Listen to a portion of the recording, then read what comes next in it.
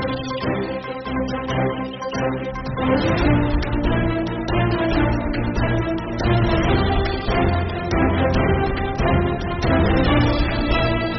आवाज़ एक खास मुलाकात कर रहे हैं एक ऐसी शख्सियत से जो हवामहल से और जयपुर ग्रामीण से एमएलए रह चुके हैं, केंद्रीय मिनिस्टर रह चुके हैं। जी, बृज किशोर जी शर्मा साहब, आपका स्वागत है सर आपकी आवाज़ पे। बहुत धन्यवाद जी, थोड़ा सा मैं चाहूँगा आप हमारे व्यूवर्स को एक अपना परिचय दें। स्वर्गीय पंडित जी नवल किशोर जी गुजरात में भी गवर्नर रह चुके हैं, तो किस तरह से आप उनकी छवि को किस तरह से देखते हैं? देखिए, जो आपने पहला क्वेश्चन पूछा है जी कि मैं पहला परिचय दूँ, मैं आज़ादी के 1947 में जून 1947 में पैदा हुआ हूँ जी, और अपनी एजुकेशन 1968 में मैंने कंप्लीट की है। आप शायद इंजीनियर है एजुकेशन से? मैं बिल्कुल, आपने ठीक फरमाया है जी। मैंने इलेक्ट्रिकल इंजीनियरिंग में इंजीनियर 1968 में बना हूँ जी। और मुझे खुशी इस बात की है कि जैसे 1968 एक हमारा परिवार का जी एक तरीके से बदलाव शुरू हुआ है। हाँ हाँ, किस तरह का बदलाव? मैं वो आ रहा हूँ, I am coming to your point. जी। मैं जब इंजीनियरिंग में पढ़ रहा था, फाइनल एग्ज़ाम दे रहा था जी, तो दौसा में उपचुनाव हुआ था 1962 में। दौसा जयपुर पार्लियामेंट्री कॉन्स्टिट्यूंसी से गायत्री देवी जी जीती थी जी। और 1962 में पृथ्वीराज दौसा से चुनाव जीते थे। 1968 में दौसा से जो इलेक्शन हुआ 67 में, वहाँ से जो है चिरंजीत राय जनता पार्टी के टिकट पर चुनाव जीते। 68 में वो चले गए और उनकी एवज में 1968 में फिर चुनाव हुआ, शायद अप्रैल मई में। जो अप्रैल चुनाव हुआ तो मैं उस समय एग्ज़ाम दे रहा था, फाइनल एग्ज़ाम था इंजीनियरिंग का। तो जब उपचुनाव का सवाल आया जी, तो नाथूराम जी मिर्जा राजस्थान प्रदेश कांग्रेस के अध्यक्ष थे जी। वो कार्यकर्ताओं के मीटिंग में के लिए दौसा गए थे, और शायद वो दौसा जब गए उस समय मीटिंग में फैसला करके आए थे कि नवल किशोर जी को चुनाव लड़ाना है। 68 की बात कर रहे हैं? 68 की बात कर रहा हूँ जी। जब वो चुनाव का डिक्लेरेशन हुआ तो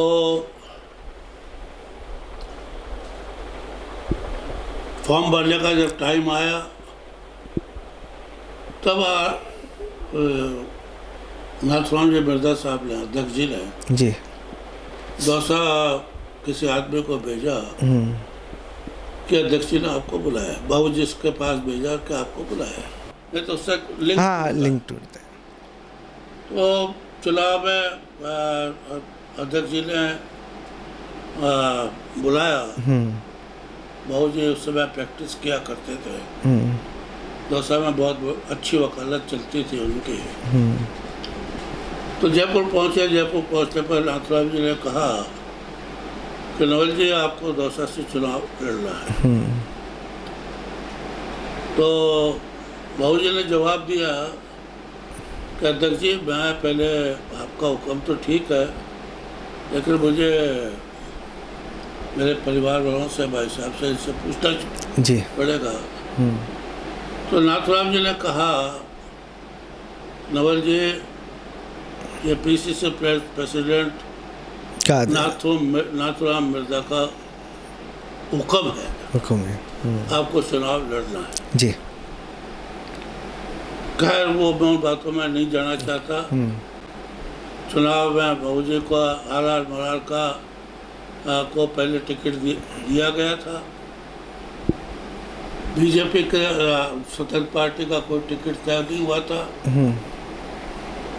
नाथुराम जी मिर्जा को अंदेशा था कि आर मरार का चुनाव नहीं लड़ेगा और बहुजी को चुनाव लड़ने के लिए उन्होंने आदेश दिया कि आप फॉर्म भरो। खैर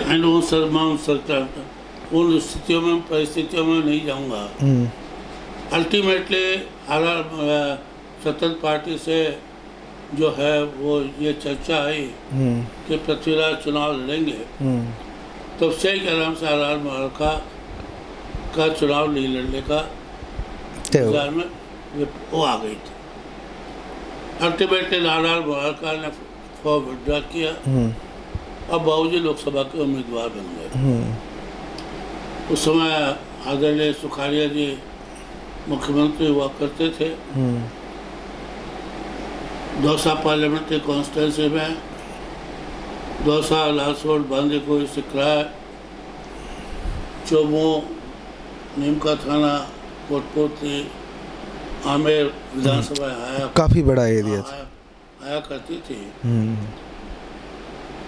और उस चुनाव में जिस कदर सुखाड़िया जी ने मेहनत की और जो चुनाव का संचालन किया, नतीजा ये हुआ कि जितने वोट सब जगह के 7 जगह के वोटों को बराबर करते हुए जो दौसा का चुनाव में जो बाबूजी को 6000 कुछ वोटों की लीड मिली, और वही चुनाव का जीतने का शुरुआत चुनाव से जीते।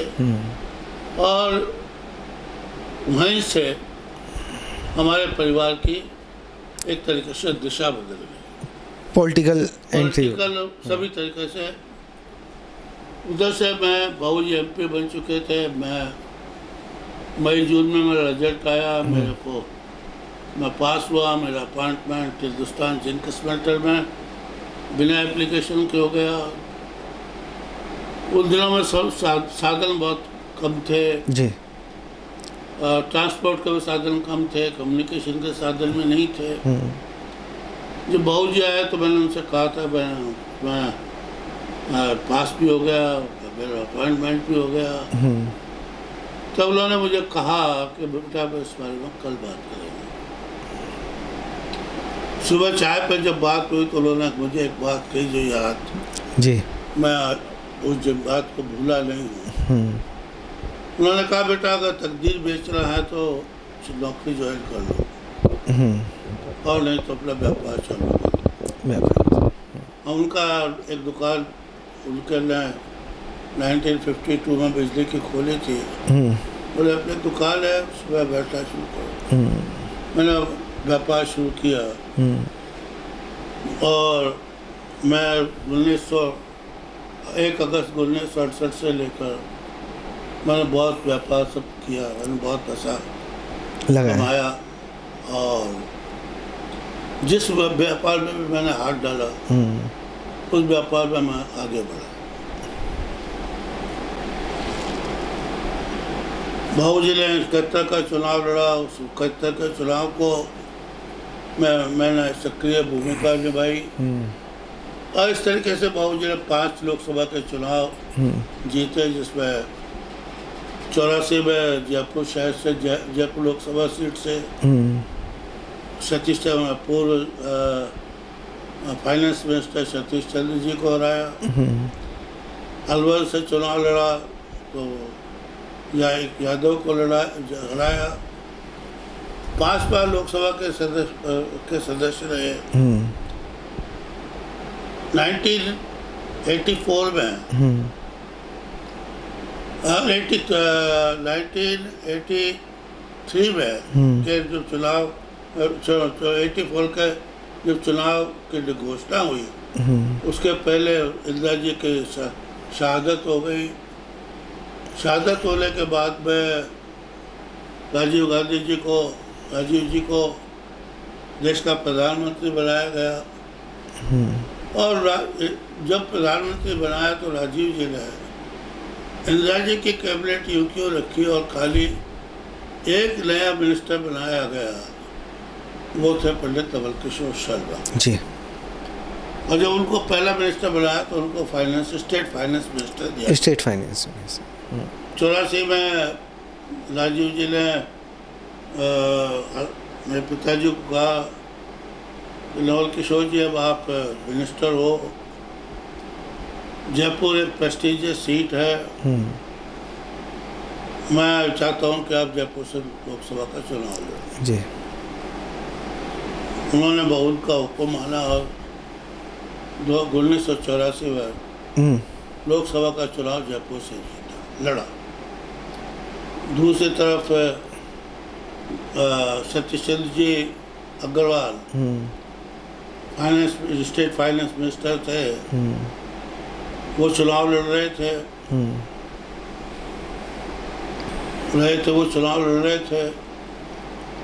उन्होंने सतीश चंद्र जी अग्रवाल को 84,000 वोटों से हराया। 84,000 वोट तो बड़ी जीत थी उस बड़ी समय। जीत थी। उस समय पाक कॉन्स्टिट्यूंसी 8-10 लाख की हुआ करती थी। हाँ, तो बड़ी आज के इस तरह 20-20 लाख की कॉन्स्टिट्यूंसी नहीं हुआ करती जी। बड़ी जीत हुआ करती थी। वोट भी कम पड़ते होंगे उस वोट भी समय। कम पड़ते थे, साधन नहीं थे इतने। हाँ। तो इस तरीके से अब चलते रहे और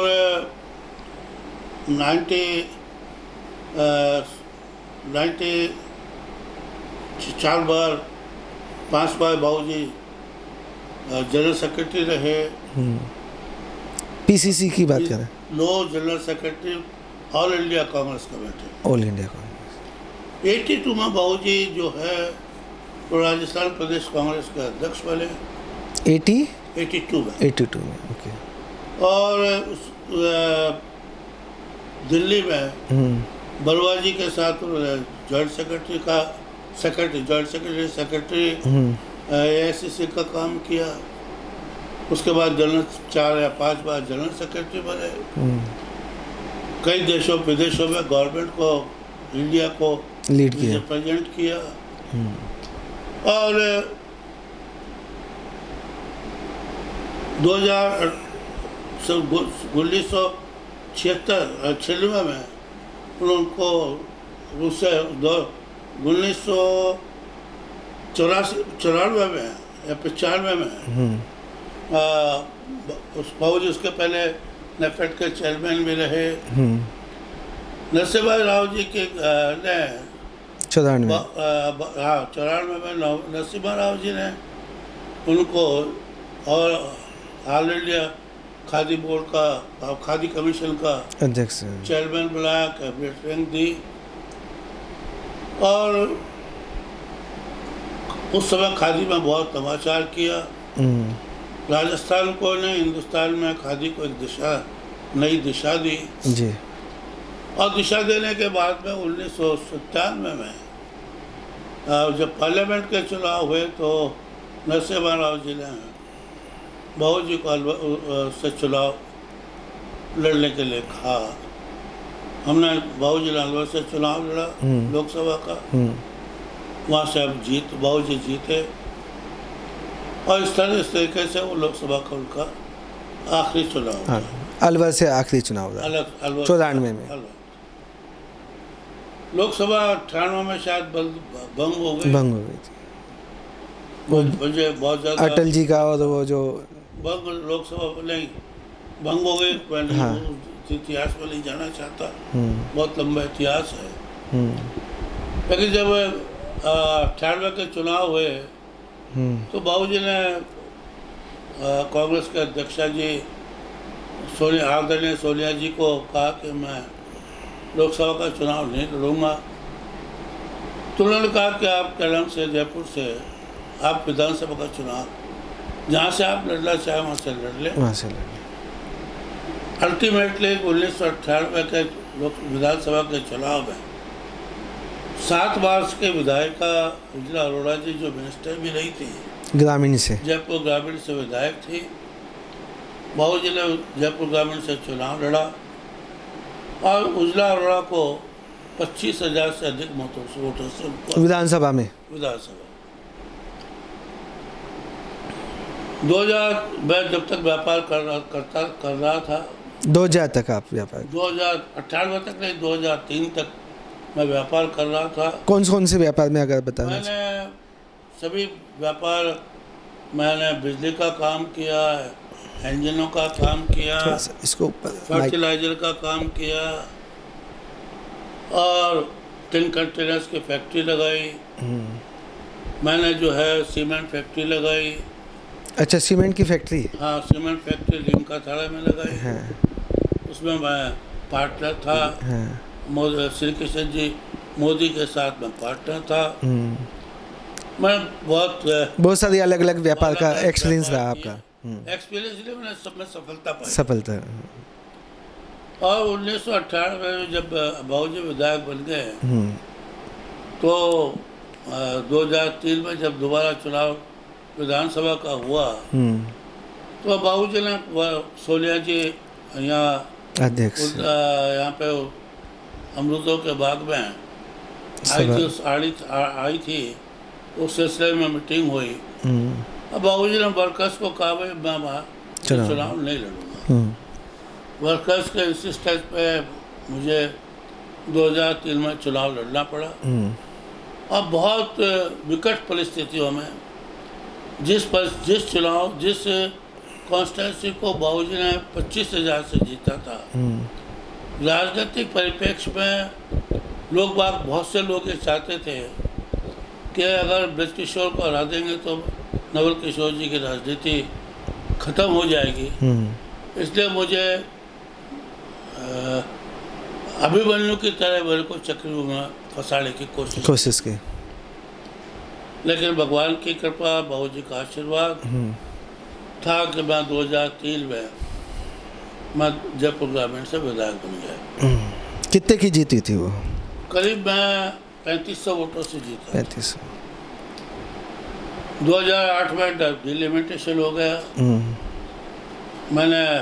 मुझको हवा में से टिकट दिया गया। उस समय भी विपरीत परिस्थितियां मेरे साथ बहुत बनी, लेकिन मैं चुनाव जीता। सामने कौन था आपके? सामने जो है आरएसएस के फाउंडर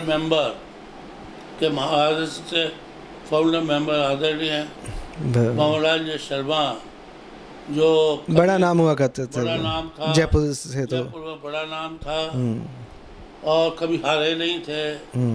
शायद लास्ट चुनाव था उनका। मिनिस्टर भी बने थे, मिनिस्टर भी रहे। राजस्थान की राजनीति में उनका एक बड़ा नाम था जी। 2008 में मेरे सामने उनकी लड़की बहन मंजू जी चुनाव लड़ रही थी। मैंने उनको हराया और सोनिया जी ने और आदरणीय मुख्यमंत्री अशोक जी गहलोत, उस समय मैंने मुख्यमंत्री थे, उन्होंने मुझे कैबिनेट मिनिस्टर का पद दिया। कैबिनेट मिनिस्टर बनाया। उस समय मेरे पास ट्रांसपोर्ट मिनिस्टर, मुझको जो विभाग मिले, ट्रांसपोर्ट, संस्कृत एजुकेशन, देवस्थान और लिंग्विस्टिक माइनॉरिटी का डिपार्टमेंट मुझको मिला जी। 2-2.5 साल बाद मेरे से ट्रांसपोर्ट लेकर के मेरे को जनरल शिक्षा दे दी। और मैं इतना ही कह सकता हूँ कि ऐसे जर्नी रही दो बड़े डिपार्टमेंट मिलने आपके पास मैंने काम किया जी। मैं इस शब्दों के साथ अपनी बात कह रहा हूँ कि जिस तरीके से बाबूजी बहुत बड़े पदों पर रहे जी, अब वो कहा करते थे जी कि राजनीति एक काजल की कोठड़ी है और इस राजनीति की काजल के कोठड़ी में जो आएगा उसके कुर्ते पे कोई दाग नहीं लगे वो राजनीति कैसे करेगा, वो कर नहीं मुश्किल सकता। काम हुआ करता था। और इस बाबूजी के राजनीति में बाबूजी के कुर्ते पे भी कोई दाग नहीं लगा। और मैं ये कह सकता हूँ, मैं नहीं जानता कि मैं अपने बाबूजी का नाम ऊंचा किया या ख़राब किया, लेकिन इतना जानता हूँ कोई दाग नहीं लगा है। उनका नाम पे कोई दाग नहीं लगा है। जी। और मेरा कुर्ता भी बाबूजी के तरह सफेद काजल के कोटलिस में कोई दाग नहीं लगा। 2004 में बाबूजी जो है वो गुजरात के गवर्नर बना दिए गए। 2010 तक गवर्नर रहे जी। और 2012 में अक्टूबर 8 तो ये दंगों की बात है। 8 अक्टूबर 2012 को उन्होंने अंतिम सांस ली। जी। यह मेरा इतिहास है। आपने बहुत ही मतलब कम शब्दों में पंडित जी का भी नवल किशोर जी शर्मा का भी आपने बताया कि कैसे उन्होंने राजनीतिक जीवन में अपना मतलब स्टार्ट किया और उन्होंने कौन कौन से इलेक्शन लड़े और किन किन पदों पे रहे राजस्थान कांग्रेस में और नेशनल कांग्रेस में। जी। तो मैं ये जानना चाहूँगा आपका भी मतलब मैं समझता हूँ 50-60 साल का पॉलिटिकल एक्सपीरियंस रहा मोटा क्योंकि आपके फादर रहे तो वो पॉलिटिकल एक्सपीरियंस नहीं, इसी बात को थोड़ा करेक्ट करना चाहता हूँ। जी। मैं 1968 में जब पंडित जी मिनिस्टर बना, मैं एजुकेशन इंजीनियरिंग कंप्लीट कर जब आया जी, तो पहला चुनाव जो मैंने देखा होगा, देखा वो 1971 का चुनाव नज़दीकी से देखा जी। और उसके बाद जो भी चाहे वो विधानसभा का चुनाव तो वो उपचुनाव हो, प्रधान का चुनाव हो, पंचायत समिति का चुनाव हो, नगर पालिका का चुनाव हो, उपचुनाव हो, कोई जितने भी चुनाव है जी जी वो उसको मैंने लड़ाया, लेकिन चुनाव तक ही सीमित रहता था। अच्छा, मैं राजनीति में कभी एक्टिव नहीं हुआ। एक्टिव नहीं हुए मैं मेरे 2003 से पहले? मैं 2003 से पहले कोई एक्टिव चुनाव बस चुनाव तक मैनेजमेंट तक रहता था। जी जी जी जी जी ठीक है, आपने जो बताया। अब आपका मतलब 2003 से भी एक्सपीरियंस माने तो 20 साल हो गए। 20 साल हो गए। कम नहीं है पॉलिटिकल एक्सपीरियंस 20 साल का। और एक पंडित जी की एक छाया आपके ऊपर रही है, आशीर्वाद रहा है आपका। और पंडित जी का एक बड़ा नाम है राजस्थान की पॉलिटिक्स में। और अगर केंद्र की बात करें तो केंद्रीय मिनिस्टर, केंद्रीय हिंदुस्तान की पॉलिटिक्स में राज्यपाल भी। हिंदुस्तान की पॉलिटिक्स में नहीं, दुनिया की पॉलिटिक्स में भी, बिल्कुल दुनिया में भी कई बार बाबूजी ने गवर्नमेंट को रिप्रेजेंट किया। बिल्कुल बिल्कुल। 2004 में गुजरात के गवर्नर रहे, तो गवर्नर रहते हुए कुछ आपको कुछ स्मृतियाँ याद है जो उन्होंने कही हो? क्योंकि 2004 में जो कंट्रोवर्सी हुई थी गुजरात में, 2004 में हुई थी, 2003-04 में मुझे बहुत ज़्यादा जानकारी नहीं है। जी जी।